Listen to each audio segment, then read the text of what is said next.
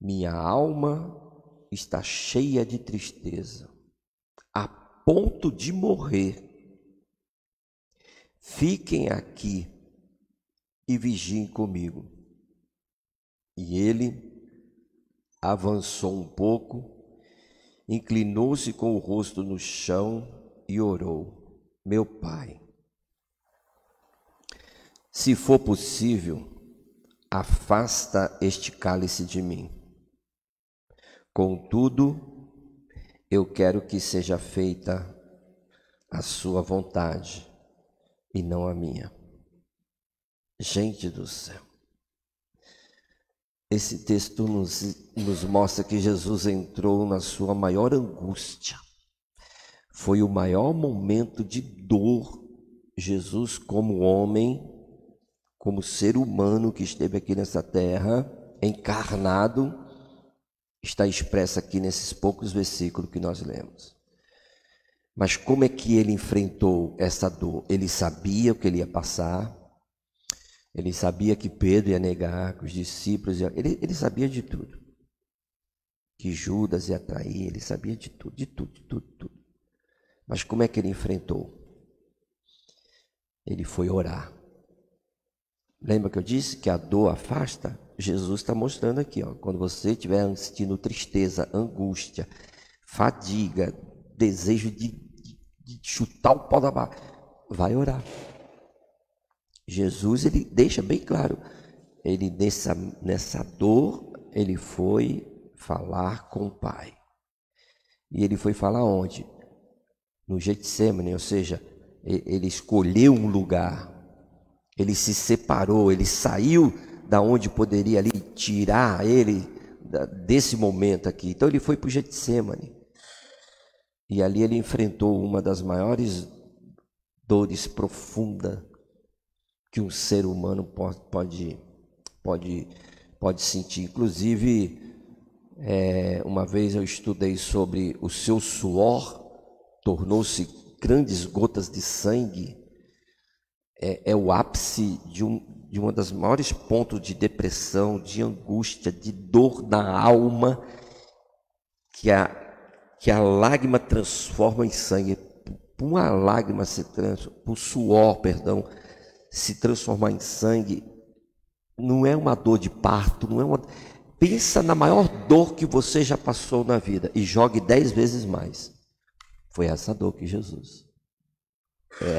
essa dor que Jesus estava sentindo. Tem dores que nós sentimos que elas são apenas físicas. São dores físicas. Quando eu sofri um acidente, em algum momento eu senti a dor física do acidente que eu tive.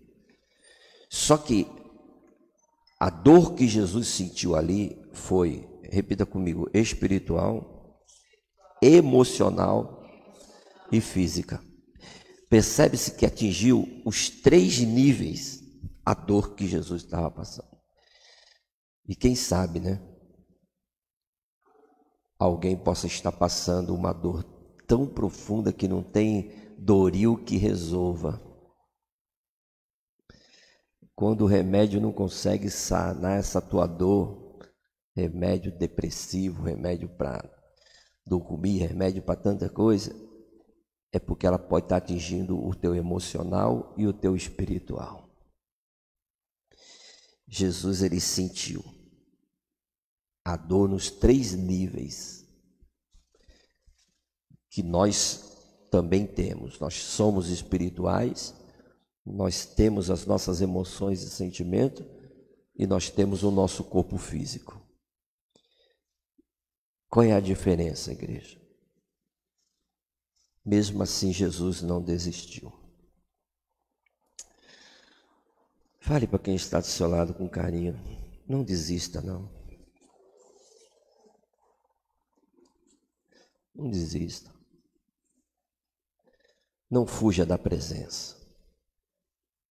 Se essa dor está te afastando de Deus, vamos aprender com Ele. Vamos hoje ter esse entendimento. Falar, Senhor, a dor está grande, as dificuldades existem, Senhor. Mas eu quero estar contigo, Senhor. Eu não quero sair da tua presença, Senhor. Ainda, olha só, eu vou dar um testemunho disso. Ainda que você não consiga nem vir para a igreja para dar glória a Deus. Ainda que você não consiga dizer, Senhor, tem misericórdia de mim. Quando nós conseguimos ainda dizer isso, oh glória. Mas eu estou falando de uma dor tão grande, de um silêncio tão grande, que você não encontra palavras para expressar a dor ou a situação ou a dificuldade que você está passando. Então, ainda que você esteja numa dor dessa, que você não consiga dizer isso, presença de Deus. Vá para a presença de Deus. É lá que nós vamos obter a vitória em nome do Senhor Jesus. Posso ouvir um glória a Deus, irmão? Outra coisa que eu acredito, não deixa de vir à igreja. Mesmo que seja só para você sentar na cadeira mas não deixa. Não deixa porque o que o inimigo quer é afastar. Vamos aqui pensar, vai. Vamos pensar, linha de pensamento. Deus, ele poderia viver eternamente com o homem. Meu Deus do céu, abriu uma visão aqui muito grande. Eu nunca tinha pensado nisso, só escute. Deus, quando criou, ele poderia viver com o homem eternamente no céu. Deus poderia. Ele não criou os anjos e deixou no céu? Os querubins? Ele poderia chegar, eu vou também criar um ser humano e eles vão ficar aqui comigo. Só que ele fez um jardim. Só que ele falou, não, eu quero que vocês, eu vou tirar vocês daqui e eu vou colocar vocês no jardim. Para quê? Para que nós possamos ter um relacionamento, uma comunhão. Gente do céu. Deus nos dá jardins. Jardim é um lugar, é um local. Getsêmani é um local. O que o Espírito Santo queima dentro de mim, dentro do que nós estamos aqui falando, irmão, não deixe de vir à igreja. Jesus poderia não permitir que existisse igreja, ele poderia. Mas ele falou assim, não, eu vou colocar vocês aí. Eu vou colocar vocês com um propósito, para me adorar. Para me buscar. Para quando você estiver angustiado, aí eu vou colocar vocês num ambiente onde vocês vão se reunir para glorificar o meu nome. Meu Deus do céu, igreja. E o que o inimigo fez? De tudo para tirar Adão e Eva deste ambiente. E o que o inimigo está fazendo com muitos? Tirando as pessoas deste ambiente. Seja por dor, seja por, sei lá, seja por que motivo for. Então, não deixe de vir à igreja, mesmo que você fale assim, não, eu vou lá, vou ficar sentado lá, não vou falar com ninguém, não vou, mas esteja, porque um fogo, ele só consegue permanecer aceso, uma fogueira, ela só consegue permanecer acesa se as brasas estiverem juntas. Se você espalhar ou tirar uma brasa de uma fogueira, ela vai se apagar muito mais rápido. Então, receba essa revelação de Deus. Eu me sinto assim, meu Deus, dentro das minhas limitações, igreja, às vezes eu fico assim, meu Deus, como é que Deus pode revelar algo tão profundo para uma pessoa assim, que está vivendo dias tão terríveis? Mas essa é a grandiosidade de Deus. Ele pega vasos quebrados para mostrar o poder dele, para mostrar assim, ó, não deixe de estar na minha presença. Não se afaste da minha presença. Esse foi sempre o intuito do inimigo, tirar o ser humano da presença de Deus e da casa de Deus. E quando ele consegue isso, a pessoa fica desnorteada. Por que eu estou falando isso? Eu tenho que ser um defensor. Eu falo pouco sobre isso, mas com essa visão aqui que eu estou tendo aqui, irmãos, eu vou ser um defensor, hein? E já vou dizer para vocês orar por mim, porque se as pessoas já não gostam de mim, tem um grupo de desengrejados que vai ficar muito terrível comigo.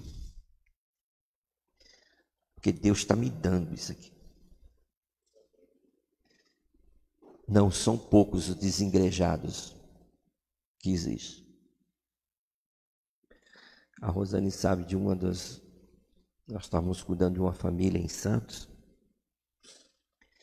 E eu tenho certeza que quando tocou nesse assunto, afastou. Porque as pessoas estão machucadas, estão feridas, estão tudo. Mas nós não podemos deixar de congregar. É fato, irmão. Mas falaram, mas fiz. Deus não tem nada a ver com isso. Permaneça na posição. Permaneça na posição. E por que eu digo isso? Foi em um dos momentos de dor. Eu não passei, claro, a dor de Jesus, irmão, longe de mim. Talvez nem chegue perto da sua dor, mas eu sei o que eu senti. Eu vivi um momento de dor, perseguição, afronta praticamente todos os dias. Quando eu tomei a posição de voltar para Jesus, as coisas complicaram demais onde eu estava trabalhando. Todo o desejo que as pessoas tinham de fazer o mal para mim, eles conseguiram achar uma brecha. E as expressões que eles usavam era essa, Raquel. Agora ele é crente. Agora ele voltou para a igreja. Então quero ver.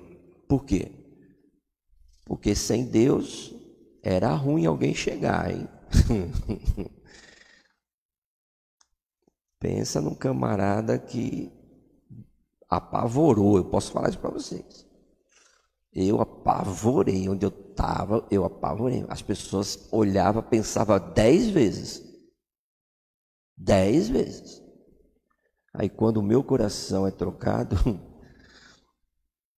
quando eu falei, agora eu quero amor, agora eu quero paz, agora eu não quero guerra, agora...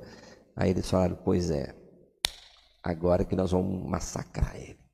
Eu cheguei a ouvir de superiores meus, você vai comer o pão que o diabo amassou na minha mão. E eu tive que ficar calado. Eu tinha que ouvir tantas coisas e ser tão prejudicado profissionalmente, que vocês não têm ideia. Mas prejudicado assim, não era por trás não. Ó, isso aqui era para você, você não vai. Então eu passei um momento de perseguição, de afronta, que vocês não têm ideia. E eu não podia deixar agora a minha carne, o meu eu, não, senão eu envergonharia a Cristo. E eu estava decidido mudar. Por isso que eu falo, irmão, só o Espírito Santo que pode transformar vidas e mudar a história. Se você abrir o coração para isso. Senão você vai continuar ruim mesmo, vai continuar fazendo tudo que não presta e achando que... Tem que deixar, tem que deixar. E eu me lembro que foi nesse tempo, que a minha mãe, inspirada por Deus, ela anunciou na igreja: nós vamos fazer 40 dias de oração às 5 horas da manhã.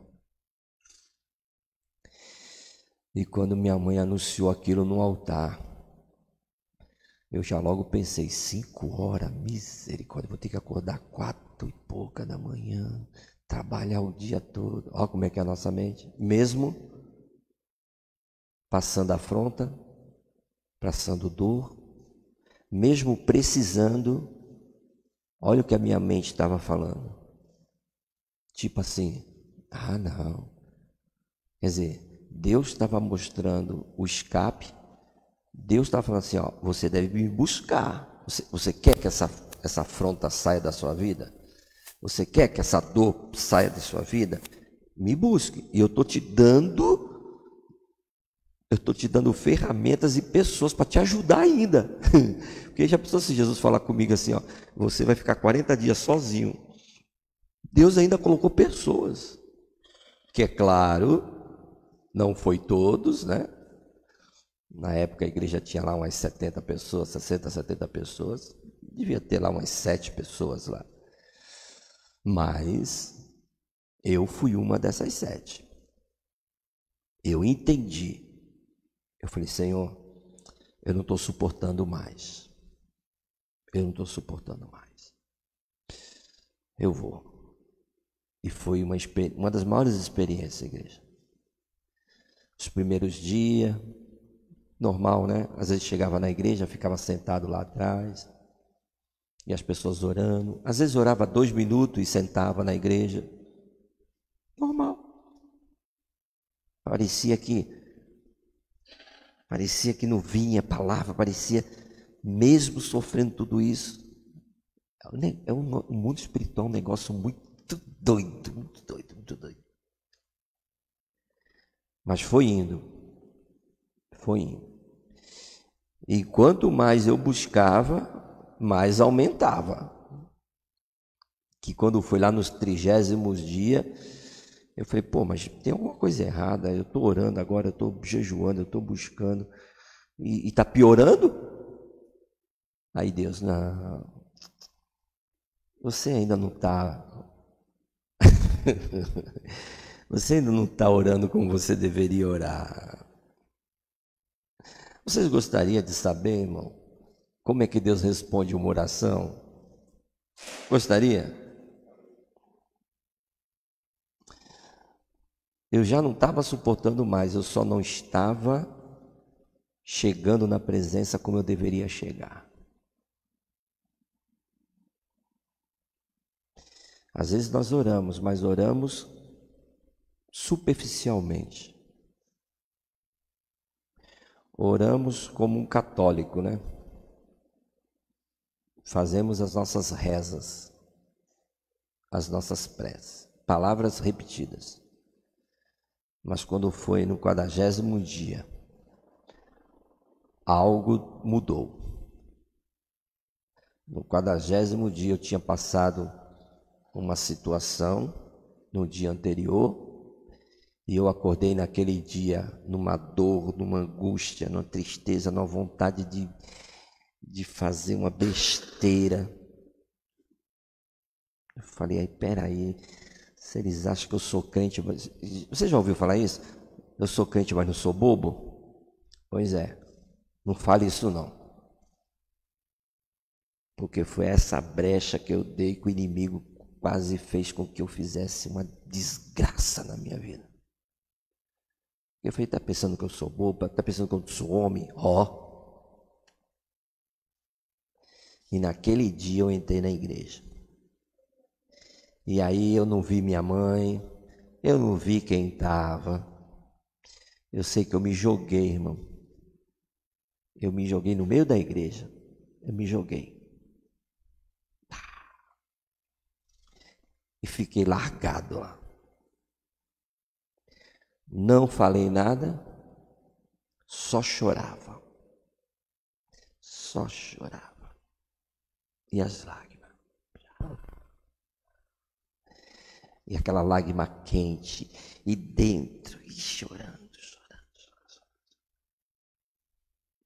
Eu não sei se foi 20, 30, 40 minutos. Mas eu sei que foi... Rasguei o céu, como diz a conversa. E aí veio. Quando eu já não tinha mais lágrima para chorar, né? Que eu fui me levantar, me levantei. Fiquei sentado onde eu estava. E quando eu olhei para o chão, estava sequinho. Aí eu sabia que eu tinha chorado, meu rosto estava inchado, suado. E como é que pode o chão estar seco? Aí veio a palavra: eis que colhei dos teus olhos toda lágrima.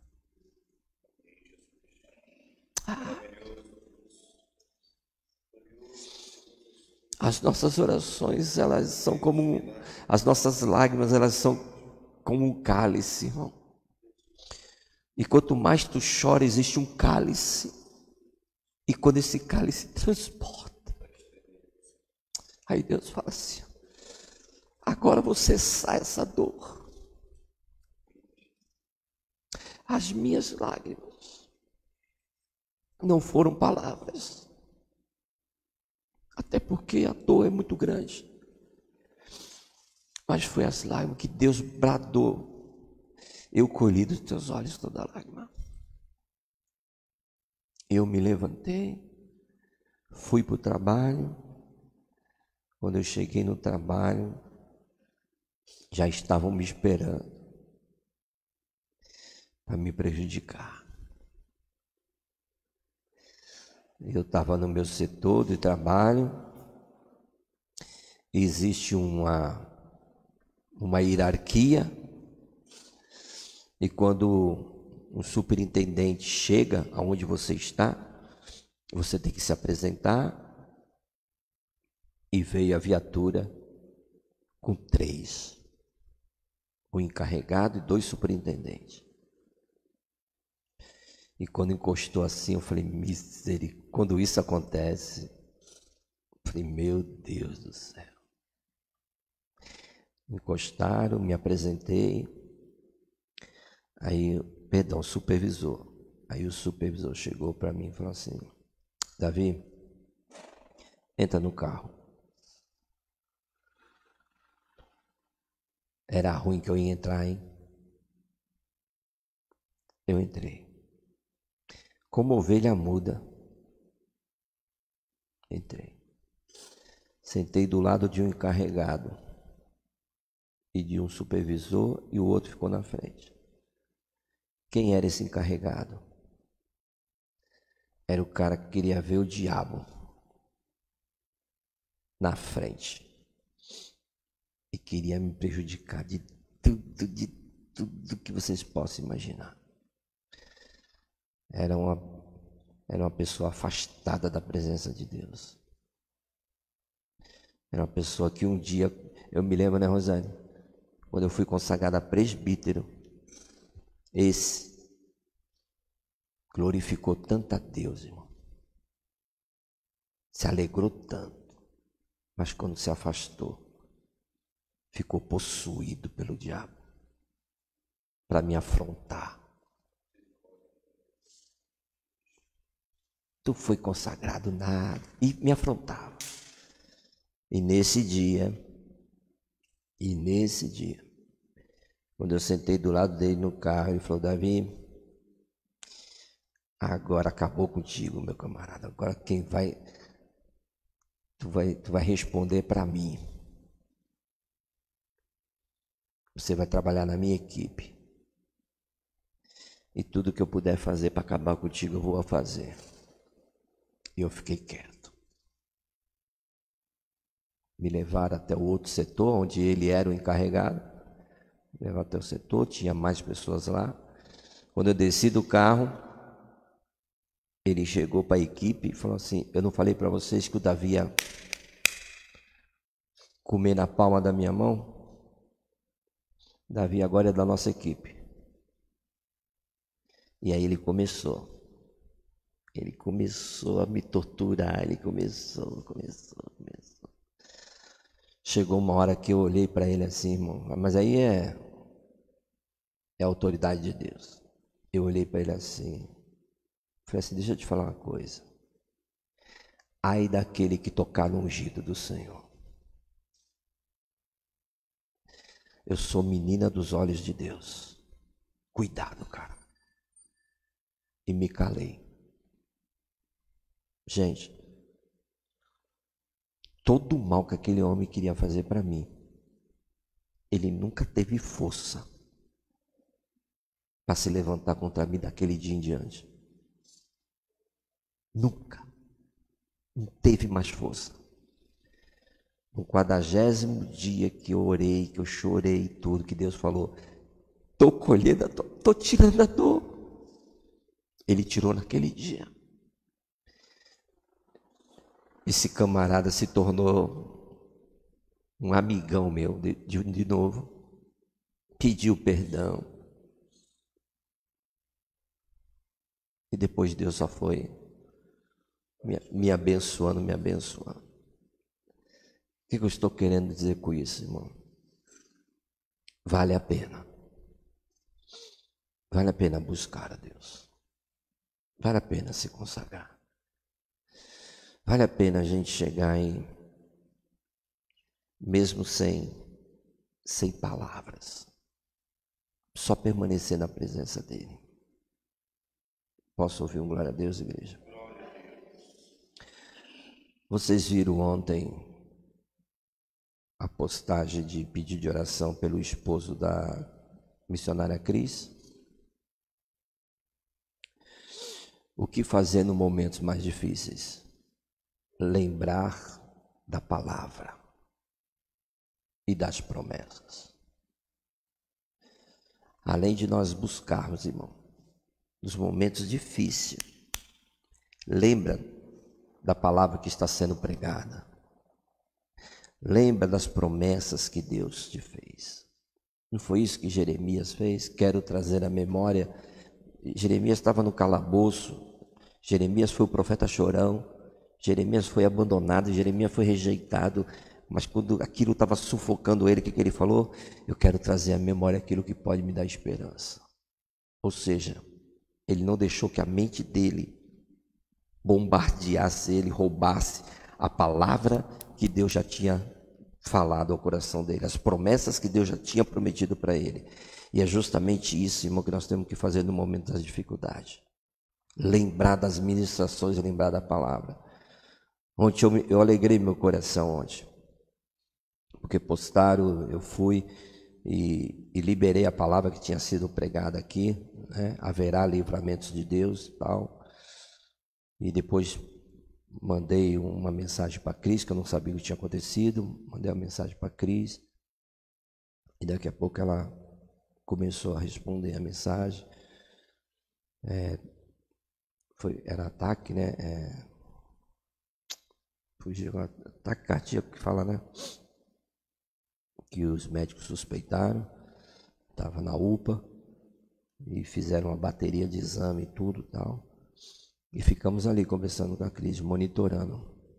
Vai passando para mim, Cris, não, ele já foi medicado, agora vamos esperar os resultados e tal. E nesse inteirinho, a Cris chegou e falou assim: apóstolo, a Gil chegou para mim e falou: Cris, qual foi a mensagem que foi pregada ontem? Haverá livramento da parte de Deus. Elas se apegaram na palavra. É sobre isso, gente. É sobre isso que nós temos que entender, amado. Deus, quando estiver falando, tome posse da palavra, se apegue na palavra, porque no momento mais difícil você vai lembrar: não, peraí, Deus falou comigo naquele culto. E você libera aquilo, você profetiza aquilo. Quando foi lá para meia-noite lá, ela me mandou uma mensagem: apóstolo, para a honra e glória de Jesus, não deu nada. Meu esposo já estamos indo para casa. Livramentos de Deus, irmão. Então, o que nós temos que fazer nos momentos mais difíceis? Lembra da palavra. Amém? Vamos. Uma coisa eu tenho certeza, eu quero passar para vocês para a gente orar. Deus só está esperando você se prostrar diante dele e rasgar o teu coração. E que tal a gente tirar um momentozinho agora para fazer isso? Vamos orar?